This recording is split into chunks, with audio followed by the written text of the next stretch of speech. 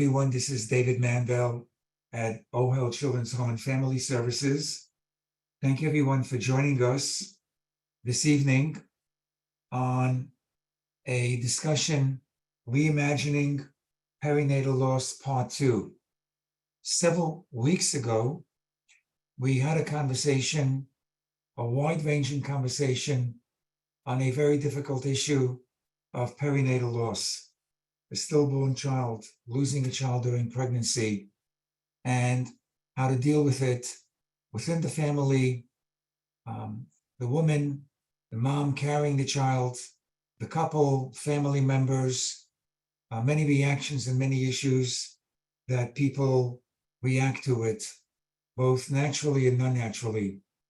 We had recorded the conversation, which is available to individuals, and we had many requests to continue the conversation, hence the conversation this evening.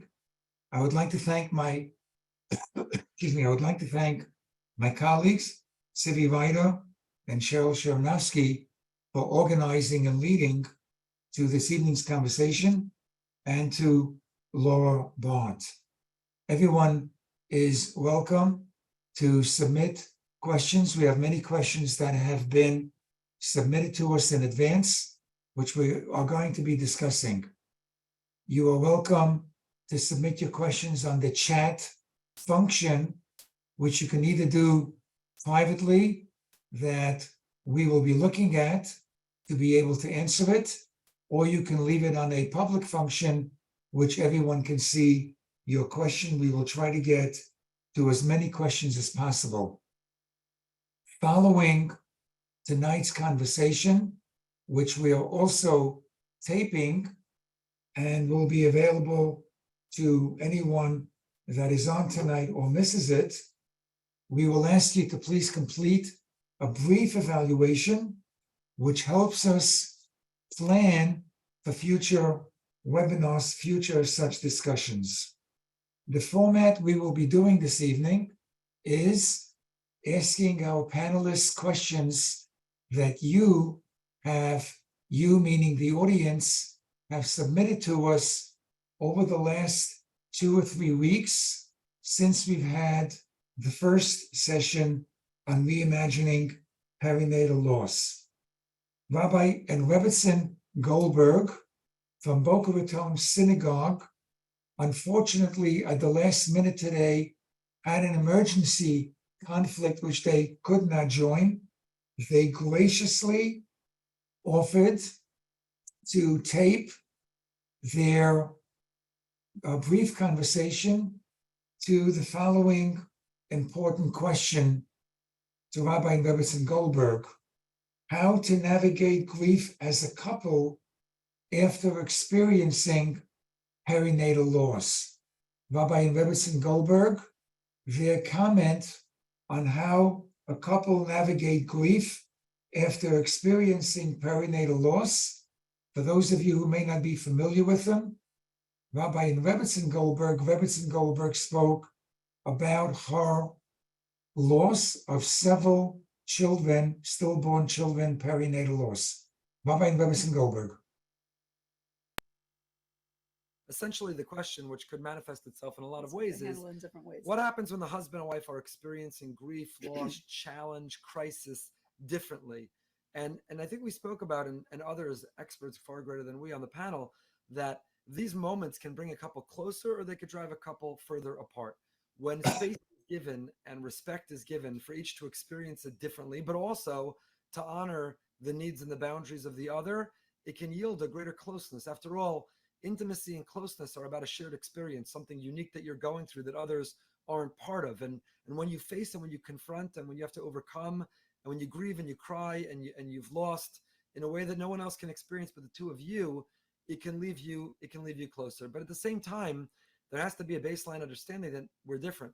As similar as we are, as much as we're halves becoming a whole and hopefully have a beautiful and successful marriage, people fundamentally are different and they experience things differently, they grieve differently, they emote differently, and they need different things in order to find comfort. And I think that balance is how, on the one hand, do we give the space to the other to experience the way they need, but on the other hand, ask the other for respect not to grieve in a way which will compound our pain. So in this question of public and private, maybe the other party wants to speak about it publicly, address it publicly, be available publicly, share with a lot of people and be let very people vulnerable in, with so share, many and so people, on. right? And the other person says, I just need to disappear and hunker down, and we need to retreat into ourselves. Or I want to keep it more private. I don't want the whole world to know, or people to know what we're going through. I mean, people, some are more private people, some are more public people. So it's also hard that when spouses don't necessarily deal with things in the same way. I think the most important thing is that they just have an agreement between them, that they're each comfortable with how the other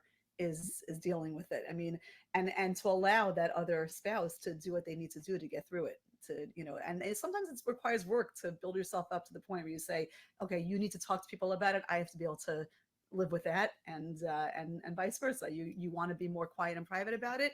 I need to understand and respect that too. And it's a conversation, and it's something to agree I think upon. conversation is the key word. The key word is communicate. For the couple to communicate, I think all too often couples make assumptions that the other person is experiencing it exactly the way I am, or they need exactly what I need right now, or I'm okay, I don't understand why they're not okay. In both directions, you could be more excessively grieving, or you can be quicker to be able to bounce back and be more resilient. And one should never assume or project that the other person is experiencing it the way they are.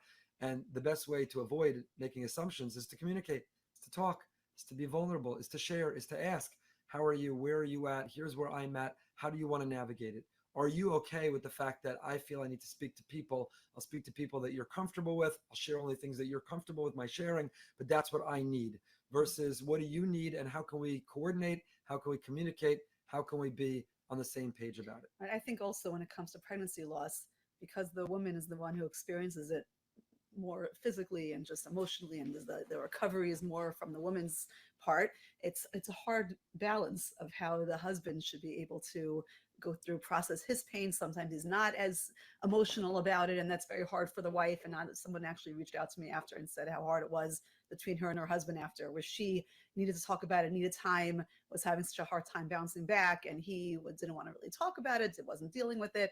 That could be very difficult. So it's something that really has to be explored, whether with maybe a therapist, or if it's not going as smoothly and you're not bouncing back, to figure out how to be on the same page. Because when you have this team effort and the two of you are a partnership in dealing with that loss, the whole experience is so much, it's easier to handle. It's just easier to get through. You're able to bounce back quicker because you have that, you have resiliency, you have that strength, you can lean on one another. But that's where an OL is fantastic, all of its resources and all of its trauma, because it is trauma. Grief and loss are an experience of a trauma. All of these organizations really help the couple, right? And we should take advantage of the shattering of a dream, the loss of what you hoped would be, of what you were looking forward to. But that, again, coming back to the communicate, there's no question about a husband's experience it very differently. It's purely emotionally and spiritually. It's not physically. Their body didn't carry, didn't host, wasn't preparing for, doesn't have afterwards pain. And many husbands bounce back quickly or aren't as communicative or verbal as their wives. But that's where the communicating comes in, is being able to say, I know you need to speak about it more. I respect that. I understand that. I don't know if I can play that role. So who else could? Let's talk about that. Let's provide that. Let's respect that. It's all about the communication. Right. Being on the same page. That's really important. Yes.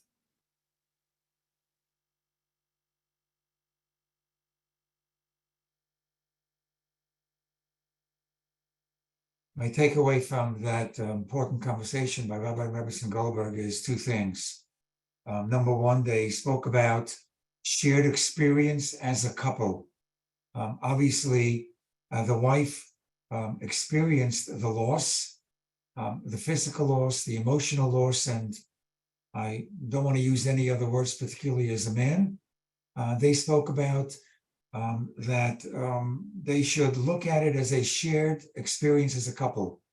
The second point that I felt that they made was extremely important, is as a couple, make an active decision how you're going to share information with family members or friends, or if you're going to share it. Maybe it was at a time that no one knew yet, or it was the advanced pregnancy. Make an active decision how you're going to share it, what you're going to say, and how you're going to respond to individuals. Let me introduce our esteemed panelist joining us this evening, Chumi Friedman, Director of HUD, HUD, 8 times HUG, 8 times Pregnancy and Infant Loss Program. CUMI is at 8 times supporting couples experiencing perinatal loss and infant loss. CUMI is also a trained doula and a chaplain. CUMI is the UGA's liaison to the Haredi community in Brooklyn. Viva Judas. Hi, Viva, founder and director of Nechama Comfort. Viva, an organization that supports families through the trauma of infant and pregnancy loss. Viva has counseled people around the world, trained medical staff, clergy, lay leaders, communities in best practices for supporting grieving families. Viva received her chaplaincy certification from Hackensack Medical Center and is a Resolve through Sharing certified infant pregnancy loss facilitator. Dr. Amy Barron, good evening, Amy. Founder and executive director of I Was Supposed to Have a Baby, a social media community on Instagram and Facebook to bring emotional support and comfort to those families struggling to have a child. She offers a warm and nurturing space for those experiencing infertility, pregnancy loss, infant loss, surrogacy, and adoption. Razel Kielsen, my colleague at OHEL, licensed clinical social worker working with young children, postpartum women, and families with young children. Razy is clinical supervisor of OHEL's Early Childhood Mental Health Program. She's passionate about providing good treatment to young children and addressing the mental health need of pregnant and postpartum women. And my colleague, Dr. Norman Blumenthal, director of OHEL's Zacta Family National Trauma Center and the Wexner professor at Yeshiva University Pastoral Program, teaching the rabbinical program at YU on dealing with the mental health issues of trauma and grief. Welcome to our panelists and welcome everyone who is joining us. Please feel free to ask your questions on the chat function, which we are monitoring. Dr. Amy Barron. Amy, I'd like to start with you, please. A woman writes, I experienced early pregnancy loss. How can I get the support I need? No one even knew that I was pregnant. Thank you. Thank you, David. This is a really common question that, frankly, all of us get in this world of perinatal loss, because as a Jewish community, as a frum community, we don't talk about the fact that we're pregnant really prior to the first trimester. And in some sects, they don't talk about it even prior to, 20 weeks. And so we also know that the majority of miscarriages happen in the first trimester. And so what that means is that there's a disconnect where people are going through this incredible, amazing experience of getting pregnant and having the possibility of life. They have life in their bodies. And yet when that fails, when that baby dies, there's no one that knows about it. And therefore, they don't know how to get the support. It's exactly this kind of question. And so the awkwardness of, I was pregnant, but now I'm not pregnant. I was supposed to tell you, I'm not supposed to tell you. It's a very strange kind of environment that we as a community, our families and our couples are dealing with. And the kinds of things that I know all of us usually advise these families is we say, if you need support, then you should reach out for support. That people, when you're struggling, the people are there to love you, and they want to hold you, and they want to be able to give you that warmth and that love, and they don't want to see you in pain. And so the best way to do it is, if you're not ready to do it yourself, maybe have a close family member, maybe it's your spouse, reach out to one person in your friend group, or reach out to one person in the family, so that they can then spread the news around, and that you don't have to be making those phone calls and those texts. These are not easy scenarios, but I think that the most important thing for people to know is that miscarriage is not shameful. Miscarriage is not anyone's fault. No one is to blame. And so even though that we as a community have this shroud and secrecy about not talking about the pregnancy, for many reasons, some people even think, well, because miscarriage is so common, that we shouldn't talk about it because it might not be a good pregnancy. But when people lose their babies, they need that support. And so we urge people to not be shy when they need that help from the outside. And I'm going to pass it to my colleagues if you want further questions, further answers here, because I know they have a lot of good advice in this realm as well.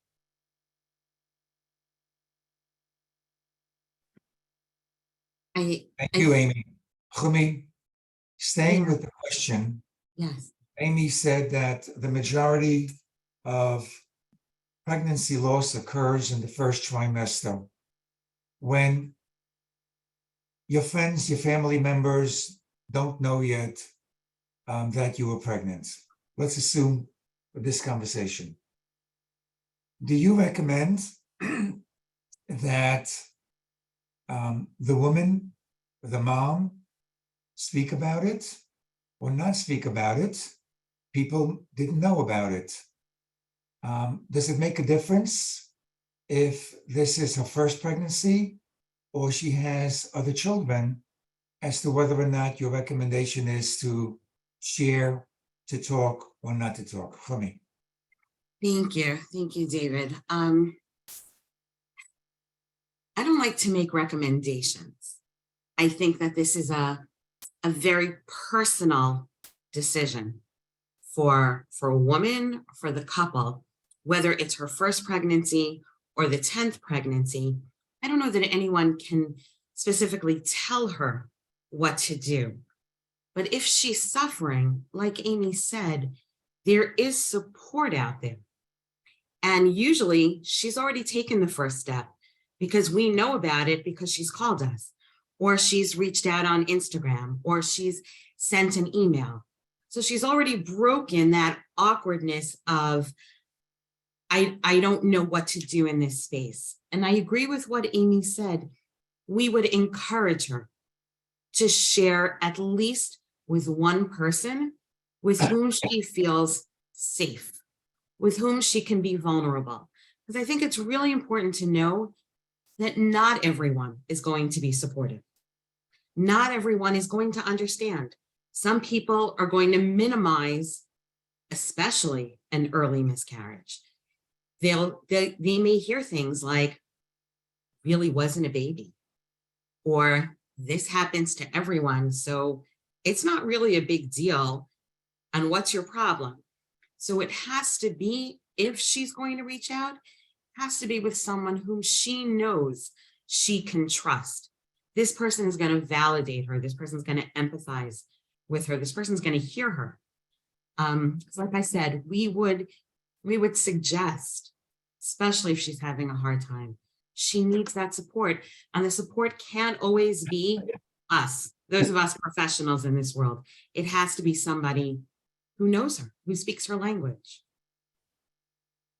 You emphasize that it depends on the individual, and you use the word suffering determines what route they want to go. For me, I'm very familiar with your work at A-Time, and I just want to add that for the young couple who experience fertility issues, I prefer to say fertility issues as opposed to infertility, and they had their first pregnancy loss after 7 years or 8 years or 12 years, just let me say it amplifies the conversation. We know what additional stresses and suffering it adds to it. Raizel Kielsen and Riva, let's talk about anxiety. Raizel, if you can comment on how a woman, a couple, can deal with the anxiety that accompanies a loss, a perinatal loss. Sure. I think the reaction that things are going to have a reaction should be expected. That the idea that I should just be okay and you're not feeling okay tells you that you're fighting what you're experiencing, and you're maybe denying it. And the reality is that when we feel, upset, and especially if it's an early loss and maybe other people who had it, and you're just like, exactly like Chama said, Pete, this happens. Why am I, it was 6 weeks. Why am I making such a big deal? I just found out. And you still feel a lot of maybe anxiety or sadness. The best thing is to allow that when we suppress emotions, they're more likely to come up at times when we least expect them or want to deal with them. So really giving yourself space and saying, it makes sense. I make sense. Feelings are not wrong. Surprisingly, can be really big first step in starting to feel better. Riva, what about anxiety during a subsequent pregnancy? Thank God, Baruch Hashem, this couple got pregnant again, and she's really experiencing anxiety, fear, not only anxiety, but fear. What's your advice? So we see that when we're speaking to the families, many of them right away want to say, okay, I want to get pregnant right away again, because they think that's going to make them feel better. But in our experience and all the research shows that first they have to deal with the loss and the grief and what we were just discussing, reaching out, dealing with the anxiety. When the couple's ready to start thinking about getting pregnant again, we want them to understand that first and foremost, they have to have a good team in place. Meaning we discussed with the couple, were they happy with their medical staff? Were they happy with the hospital? They need to feel that they can trust the doctor. And again, it's choices. We don't tell them what's wrong or right. We ask them questions for them to answer. Some of them want to go back to the new doctor. Some of them want to find somebody else. And it's so important to be able to feel that your doctor is guiding you in your next pregnancy, that you're able for the doctor to understand you will have a higher level of anxiety, which means you may be reaching out to them much more. You may want to come in for an ultrasound, a sonogram every week instead of every month. You want to feel that you're being listened to. You want the doctor to understand that you may choose that you need to come in and not sit in a waiting room filled with other pregnant women. We really want them to be able to be aware of the needs for the family with the following pregnancy. And also we want them to understand that each pregnancy is unique, and for whatever reason, they may not get as pregnant as soon as they did the first time. That of course, anxiety we know adds to that, and other factors. So we want them to be in a place before they even start getting pregnant, when they're thinking about it. And we want to be able to support them and offer them guidance. We have a twice a month meeting of women for a pregnancy after loss group, that they're not alone, because it's also we don't want people to make comments to them when we do our community trainings to say, oh, you're pregnant, great. Now you're gonna, now you'll be able to move on. Comments like that. So we want their family, their friends, their support group, for them to understand this is a new pregnancy. And we want them to know that the support and comfort is with them throughout the next pregnancy as well, for both the men and women and other children if there are in the family. Thank you very much, Viva. So we spoke about sharing information, experience personal suffering, anxiety. Dr. Blumenthal, Norman, and back to Dr. Barron. Norman, if you can comment about, let's go from anxiety to guilt. And then Amy, please comment about Norman's comment. Norman, tell us about how do we deal with guilt? I could have prevented the loss. Why did this loss happen to me? Well, first of all, I want to identify a certain anxiety that may not have been addressed, which is the anxiety of being on a panel with other people who know so much more about the subject than I do. So I want to just acknowledge that anxiety. And of course, for a group that focuses so much in the Jewish community, how can we avoid guilt? But most of the guilt that we deal with in loss in general is what is more of an irrational guilt. Is obviously, I think it's very safe to say that no one, or on very rare occasions, anybody ever done anything where they really can feel responsible. And rationally, people know that. But the kind of guilt that we see in perinatal loss and loss of a child in general is more of the irrational guilt, or what I often say is that there's a guilt up here and there's a guilt over here. It's an emotional guilt, which you can't talk someone out of. It really goes to the core of being a parent, and especially a mother, to be able to give life and to find oneself as a mother by being able to successfully, or not completely, I don't know if successfully is the right way of saying it, to have a complete pregnancy and to have a robust child. When I teach the infertility course, I teach a survey course to the students at REITs at YU, and the rabbinic students, together with Dr. Pelkovitz. And when we teach the segment on infertility, I often begin by telling them a story that I used to hear from my mother. My mother was a survivor of 7 concentration camps and went into the concentration camps when she was an adolescent. Had told me from time to time that when she was 17 years old, and she knew she was going to die as she was in Auschwitz, it didn't bother her that she wouldn't know what marriage was like. And it didn't bother her that she would never know what intimacy was like. But then when the thought entered her mind that she would never be a mother, that she would never be pregnant, it was intolerable. She simply couldn't allow that thought into her mind. So when the pregnancy doesn't go right, it's an assault on your very sensibility as a parent, and certainly your self-definition as a mother. So the guilt is more often that than any kind of thought that, well, maybe I didn't drink enough orange juice or something like that. And that's not a guilt you can talk someone out of. It's an emotional guilt, and it's a guilt that you need to sympathize with and normalize, and that's what we do. We tell them that that's common and that's typical and it's part of the pain. The only thing that we have noticed, and with some rare exception, and this I'm saying both in terms of perinatal loss and loss of a child in general, that the guilt tends to be a fairly early response, and a very intense response tends to abate. It doesn't tend to last as long as some of the other responses, and that's sometimes the comfort that we can offer parents, is that this is a very intense feeling right now, but it tends to dissipate pretty quickly. Dr. Barron, guilt.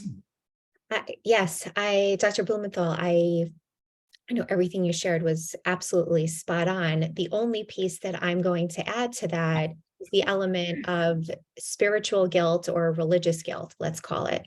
I think that there are, we being from Jews in this community, and I think Jews at large, we have a sense that God controls the world. God not only controls everything else, but he also controls everything that happens to me, whether that's right, whether that's wrong. I'm not here to debate any of that. I'm not a theologian. I'm not a rabbi. I'm not a rebbitzin. I'm not here to have these debates, but I'm sharing the common feelings and the pieces that people often carry with them throughout these experiences of loss. And the feeling is, well, I must have done something wrong. That's why this is happening to me. There must have been something. I didn't do this right. I didn't do that right. If I was more careful with this, if I was more careful with that, God's punishing me for some reason. I mean, and again, not being a theologian and not being a rabbi or a rebbitzin, I'm not here to say what God does and what God doesn't do and why he does certain things. We do have a central core belief that he does control the world, but this idea is often a very powerful one and really sits with people in a very intense way of, I caused this. There was something about what I did that caused this to happen. And I will even say how in turn, we hear from people who come and have well-meaning things to say, and they offer things like, well, you should just daven harder next time, or you should just wear longer skirts, or don't use lace wigs, or whatever. These kinds of things that people, trot out as a token of, if you were only more like this, then that bad thing wouldn't have happened. And I think that we all know that that's not the way things happen, but these are very prevalent things that people hold, and it's very hard to shake them of those notions. Amy, I mentioned last time, those people are in the category of well-meaning people who say stupid things. 1,000%. Basil, please talk a little bit about pregnancy after loss. What am I thinking about? How am I going through it? What are my emotions? Am I looking at it as, Amy spoke about religious guilt. We know that in religion, God holds 3 keys: the key to birth, the key to life, the key to death, and the key to money. As a matter of fact, for those people that follow today, the Tuesday of the week of this particular Torah portion reading of Bishalach, for those who follow it, there's something called Parshat Haman, in which people pray for sustenance. Talk to us about pregnancy after loss. What am I thinking about? Am I thinking about that this is a replacement baby, a future baby? How am I dealing with it? I definitely want to get to that. I do want to build a little on the guilt, because I think that it follows it into this sort of anxious behavior where it's like, I'm going to get it right this time, right? I did that wrong. I'm going to get it right. And what we can see is there's an intense anxiety in the next pregnancy that sometimes spills over into this reassuring behavior, right? So I feel really nervous, but if I do this and that, and sometimes I have seen it be religious steps, right? If I avoid this, or if I see something like this, I reassure myself that it's going to be okay. The vicious cycle, though, to watch out for is that reassurance behaviors sometimes we become dependent on them. We can't tolerate the anxiety without doing the reassuring behavior. So someone who says, you know what, I'm going to add a kapitel tehillim with this new pregnancy, I just want to bring bracha to it, that can be great. And it can be calming and soothing and feel purposeful. But then she realizes, you know what, I can't get through the whole day without saying another one. And then I really can't, you know what, I get so nervous at work, I just step out and I say another one. And that might sound really beautiful and spiritual, but it's actually coming from a place of deep anxiety. And we can also see this with women who are maybe calling the doctor constantly or coming in very often. And this is something you can discuss between you and your practitioner, what is within maybe the extra care that you need versus a very anxious behavior that you're doing again and again. And it's making you do the reassuring behavior and then you just feel more anxious. So you do the reassuring behavior, but the reassuring behavior keeps having to up the ante. And this can really become a vicious cycle throughout 9 months of pregnancy. So it's important to kind of monitor the behaviors I'm doing. Are they helping me function? And am I feeling better, or are they getting more and more and more intrusive? And the truth is, you don't need to suffer. I know I spoke a little bit about this last time, but you can get support. There are support in the form of groups. I actually do a type of treatment now called perinatal child-parent psychotherapy. And we treat women who've experienced trauma. It's not just for perinatal loss, during pregnancy. And the idea is, and this is, I think, a little bit about what you were asking before, David, is that what happens is sometimes the loss can overshadow the next pregnancy and they can kind of merge together and the experiences can feel like they are the same. And this is very common in PTSD, that a person can have a traumatic experience and then the traumatic experience continues to overshadow other experiences that are maybe only slightly similar. or maybe very similar, but they're not traumatic. And that's a problem because we're interpreting an event as very traumatic when it's not. So in this type of, what would it look like in therapy and how would you get help? Because I think there's like a lot of mystery around that, is that if you're really suffering and you're not functioning, that's always the bar. You're not functioning, you're not getting to the doctor, you're not excited about your pregnancy, you're over anxious, you can't sleep at night. You can come into treatment, and treatment can be a safe place where we talk about what happened. There's so many things that when you come into treatment, you can't change. A lot of things I see, I can't change. But when we sit in a safe space and we're heard and we're witnessed, we can slow down and say, wait, I realize I have this belief about my pregnancy, but it's really about the last pregnancy. It's not about this one. And we can experience all the emotions and sadness and fear in this safe place. And we can find that we can move a little past and start separating the loss to the current pregnancy. And it can be very healing and help with the attachment of the new pregnancy. Basil, a quick follow-up question before I go to Viva with a different question. People understand the term postpartum depression after the birth of a child, attachment, and so many things that are associated with it. Is there such a thing as postpartum depression after perinatal loss without the birth of a child? I can't, this is the thing about postpartum depression, is part of it is hormonal, and the same pregnancy hormones that you're storing up inside of you when you're pregnant, at any point, right? When you lose a pregnancy, you're going to have a drop in those hormones. So I can speak, this is not something I'm not a MD, but it wouldn't surprise me that it would be a very similar sort of emotional reaction, right? So a woman doesn't choose to have postpartum depression. It can just happen because she's having there's a couple different pieces that usually come into play, but one of them is this hormonal, this natural thing that goes on in the body as the body shifts from the hormones it needs to be pregnant to those hormones it does not need, just drops. And that can trigger depression. Now, a thing that complicates, this is true with any pregnancy, right? So a woman who has a pregnancy that doesn't there's any sort of complication, baby's in the NICU, puts her at risk for postpartum because there's now a risk factor. So if you think about it, a woman who has all these pregnancy hormones and then it doesn't end the way she thought it was going to, right? It ends in loss. So you have these risk factors, right? The risk of the loss and the hormone, it's very likely she can experience depressive reaction. And these postpartum depression, and I'm sure they could speak more of the other people that lost, they're so treatable. And they can be really, really painful. So if you're experiencing something, to reach out and see what type of help you can get probably can go a long way. Amy, postpartum depression and following perinatal loss?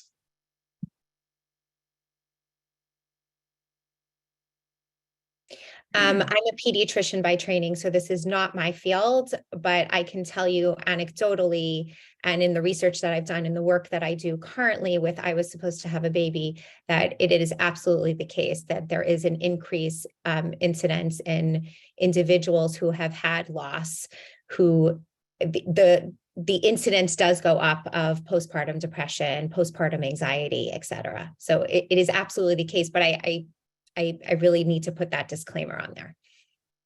Thank you. Viva, you know, this entire conversation is unfortunately about loss. And a woman who lost one child, unfortunately, in Reimagining Perinatal Loss Part 1, we heard from some individuals who had 3 losses and 4 losses. So, excuse me the way I'm saying it, does the baby count in the number of children that I have? A woman had 1 loss or 2 losses, and someone says, so how many children do you have? How many children do I have, with or without Viva? So if you're asking me that question, I have 4 living children, which that's how I answer people now. For many years, I couldn't include my son or my 6 miscarriages. So that's the answer that I choose to give. I think one thing that we need to do, that I've been sort of on my campaign when I give my trainings, presentations in communities, is we need to change the way we speak to people, the way we meet people. We need to remember when we went to camp or wherever, and we had our icebreakers. So instead of saying, how long are you married, how many children you have, life is very different today. We need to say, hi, I'm Reva. Nice to meet you. What's your name? Can you tell me something that may surprise me about yourself? So they were able to rephrase the way we in the world, in our communities, meet new people, because family dynamics, family situations now, we're more open about them. I think that, again, one of the things that we really encourage and stress with our families at Nechama Comfort are choices. We never, as other members here today said, we never tell them what to do. So we discussed with them that, how are you going to put this child that has passed away into your life and move through it? And it's your choice. And some people choose to recognize all of their children. And we tell them that if you are asked that question, how many children do you have? It's your choice. And you have to weigh the situation. If you're at the supermarket and the checkout girl sees you with one of your children and she says, how many children do you have? You don't have to go, it's your choice, into the whole story. And you could say whatever number you want. And it's so important that the families understand you're not forgetting your children. Your children who live in your hopes and dreams, that's what we teach our families, are always there. How you want to talk about them at that situation, that's your choice. So it's really a matter of what you want to answer. What we try to explain to family and friends and community members, when you ask that question, you have to be prepared for the answer. And if somebody, I do say now, I have 4 living children. Sometimes I don't. Some people know me, so they don't ask. And some people, I'll tell them. So I think it's really, what's important is what we're talking about tonight, that our families who are going through this type of loss deal with their grief, deal with the trauma, in their stress, with all the ways that are given to them in their choices. So they're able to move through it and to be able to deal with that question, which means they may choose to light another Shabbat candle for their children. They may choose to put up a picture, to wear a necklace, to have that child near to them. So when that question is asked, they're not taken back. And we have to accept their answers as a community. I was struck by the very first sentence that you said, I have 4 living children. I have 6 living children. Norman, I'd like to maybe change the conversation from loss to happiness. We unfortunately we lost a child, a stillborn child, or infancy, or a young child. And, we're relatively happy. We have any number of other children, as Viva said. People keep saying to me, don't be sad. We know that you lost a child. You have 3 other children. You'll get pregnant again. How do I deal with those people? How should I react to myself? I often say, I don't like happiness. It's not good for business. But seriously, there is a whole branch of psychology dealing with what's often referred to as positive psychology. I mean, perhaps the founder is Seligman, and it's heavily studied. It's exhaustively studied. I'd like to respond in this way: happy people grieve, happy people suffer, happy people feel voids and what's missing in their life. I don't think we can measure happiness by what happens to you. I think we measure happiness by how you look at it and how you approach it. And I think, for example, I think here I'm on this panel with 4 very happy people who have been through some very hard times. And I think they're models for all of us and for the audience as well. So you can be a happy person who cries. You can be a happy person who mourns, and you can be a happy person who pines and for the child who had a very short stay in this world.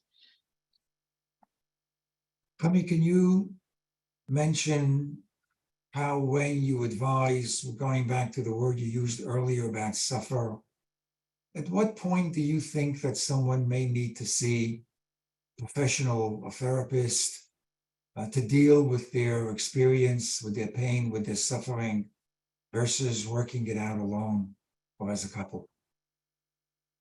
So it's an interesting question. And it's one we get asked all the time, right? Do I need therapy? How do I know when I need therapy? And I think it's one of the things that we talk through. Again, it's a very individual question. I once had a woman call me and she said, I need to see a therapist. Like, okay, tell me what's going on. And there was a lot, just like a lot of stuff like poured out of her. And I said to her, when was your loss? And she said, 2 days ago. And I said to her, sweetie, I'm willing to talk about therapy with you maybe in a week from now, maybe in 10 days from now. What I'm hearing from you now is you're afraid to just grieve. So you want to start therapy because you don't want to deal with all of these emotions that you're experiencing right now. And you think therapy is somehow going to fix it for you.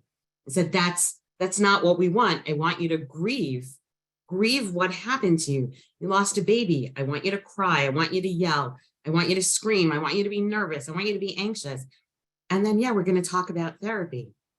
So when does a person need therapy? First of all, I think if she or he, because sometimes it's the husband and sometimes they need it as a couple, if they're not functioning, they need support. And they may need more support than just a support group. If the loss is so overwhelming that I'm physically incapable, or I'm emotionally incapable, I'm dead inside. I have women who call me and say, I feel nothing. No one actually feels nothing, right? There's so much going on. I think therapy is a wonderful, wonderful tool, really, for anyone who has experienced a loss or a trauma. The question is, are we using it as, well, this is going to fix me, as a way of just like not dealing? And then, okay, even then, the hope is that a good therapist is going to create a situation where I can be in touch with my feelings. But at the end of the day, most people need therapy at some point when they've had a loss. However, there is a nice sized contingent of women and men who are going to be okay even without seeing a therapist. They're healthy, they're emotionally healthy, and they're going to grieve, and they're going to be sad, and they're going to be nervous and anxious, but they're going to deal with those emotions in a very good, healthy way on their own. And that's okay. Faisal, we're going to be wrapping up in just a few minutes. Couple, Rabbi Levinson Goldberg spoke right at the outset about going through this as a couple, dealing with this as a couple. Yet we know that it's the woman who experienced the physical loss, the emotional toll. Let me generalize if I can, is different for a woman than for a man. How do you see this, the trajectory that a man and a woman experience this process differently, and how normal is that? I wanted to share, when I had my loss, I had a loss at about 19 weeks. And it was after actually I had 4 healthy pregnancies. And it really, like, to me, was so shocking, which I think speaks to also how quiet it is in the community, and how when I had that loss, suddenly all these people I knew were like, oh, I had this experience, and I was shocked. But one of the things that actually my supervisor, Tzivi Ryder, had said to me earlier, but I just kept thinking it was, the only way out is through. And it made me think about what you're talking about, Chomi, that there was no shortcut.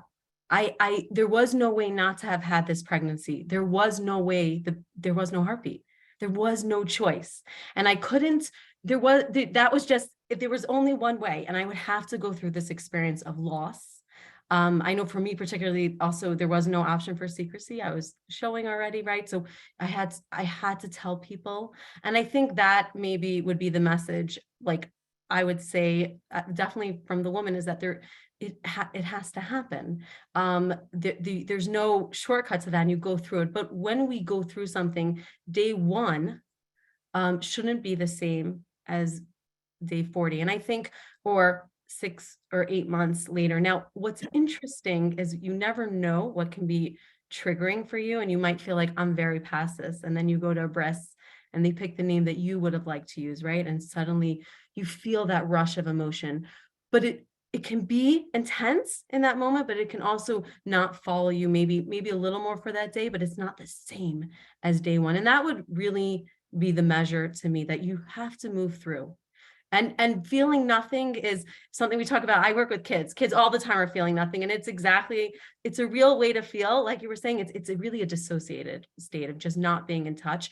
And that can happen in a moment of crisis. Like when you're suddenly told there's no heartbeat and you weren't expecting it, right? You just, boom, you're not there. And that's okay. Eventually you want to start to feel, and you can feel detached for the whole week. Like your kids are sort of floating around you and people, you're just not here. This isn't your world. That can be what it feels like to feel nothing. But if you feel that way 6 months later, I think it's, in my professional opinion, I think that would be too long. And I would say the same thing, right? That for the man, right? It might be a little bit of a different path, but you got to go through it, right? You got to go through it, whether it's watching your wife go through it or your own dreams and loss, but you do want to see sort of a movement of like resuming into normal life with, of course, the occasional triggers.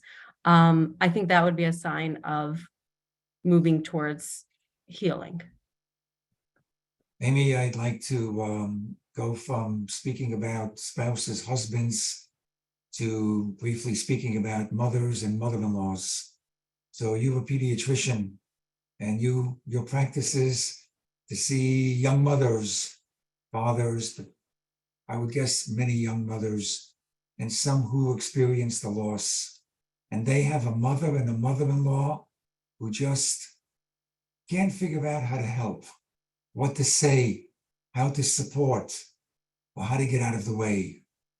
What's your advice to the mother or mother-in-law of the young woman that just experienced the loss? The advice is to listen. To listen, number one, to your daughter, to your daughter-in-law, to your son. Listen to what they're saying. The most thing that people want is they want to be heard. They want to be held. They want to be comforted. Do they need Shabbos meals? Do they need carpools for their other kids? Do they need other kinds of errands run? Absolutely.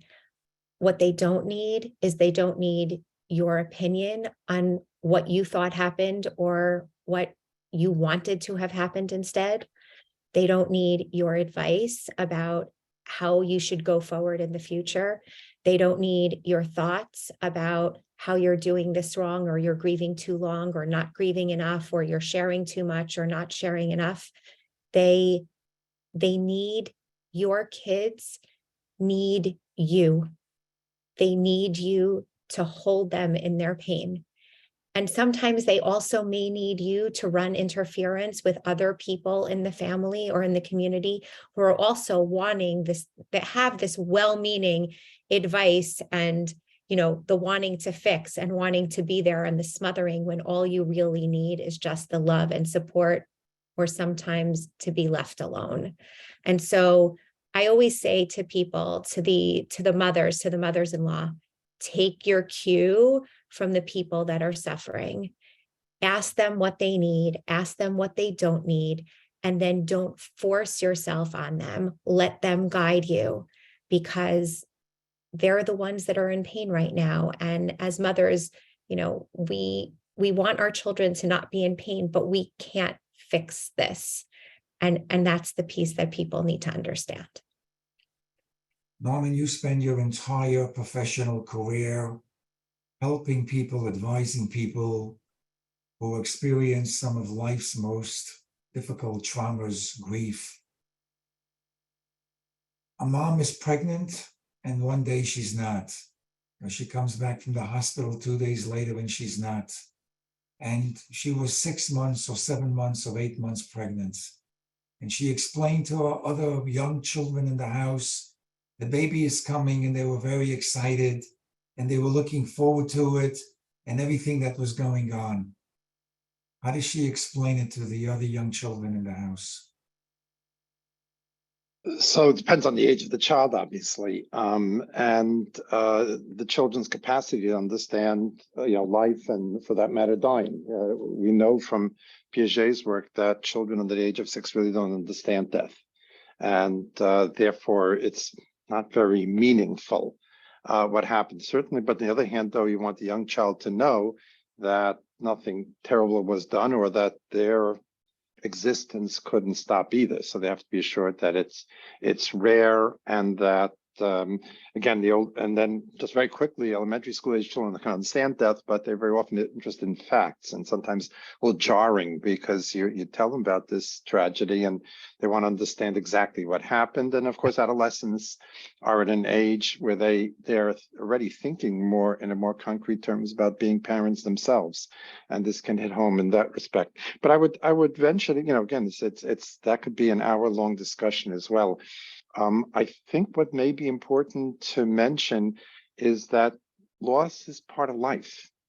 And sometimes being derailed or expecting something to go a certain way and then getting a curveball is part of living. And I think for that parent, it may be hard while they're in their state of anguish to think along these lines, but this is a teachable moment. This is a teachable moment that not everything always works out the way we want, and there are many losses and disappointments in life. And how we, as my co-presenters so eloquently said, how do we acknowledge and validate the reality of the pain, and at the same time search for ways to grow and continue and prosper and still feel that we're nurturing life and that we're creating. And I think that could be a wonderful experience in a way, or a wonderful way to prepare our children for coping with whatever they're going to face in the future. Every single one of you carried a conversation this evening that is just so difficult, so complex. Loss, grieving, explaining it, how clear you were, the advice that you gave. Every person experiences. People suffer as an individual. You listen to your spouse, listen to your daughter, listen to your daughter-in-law. Meet them where they are, if I can use that expression. Don't offer unsolicited information. Don't tell anyone what they could have done, what they should have done. Don't become religious at someone else's expense. You talked about irrational guilt, emotional guilt, and that guilt is normal. And that grieving is normal, and that not everyone needs therapy. Some people do. It depends if it's stopping them from going on in their daily life. We talked about postpartum depression. In 1 hour, we covered about 6 hours worth of conversation. To my esteemed colleagues, and thank you for co-hosting this evening, Chumi Friedman from Hug A-Time, Viva Judas, Nechama Comfort, Dr. Amy Barron, from the founder of and executive director, I Was Supposed to Have a Baby, Basil Kielsen, my colleague, clinical supervisor at OHEL's Early Childhood Mental Health Program, and Norman Blumenthal, Dr. Blumenthal, director of OHEL's Zakta Family National Trauma Center, and a professor at Reeds Yeshiva University. We have all the individuals that tuned in an hour ago are still listening, which means they would listen for another hour. But at this point, we're going to say to everyone, thank you very much. This conversation was audio taped. We will send everyone information on please completing an evaluation, and also information on how to obtain a copy of this evening's conversation. Everyone be well. Thank you again, and good evening. Night.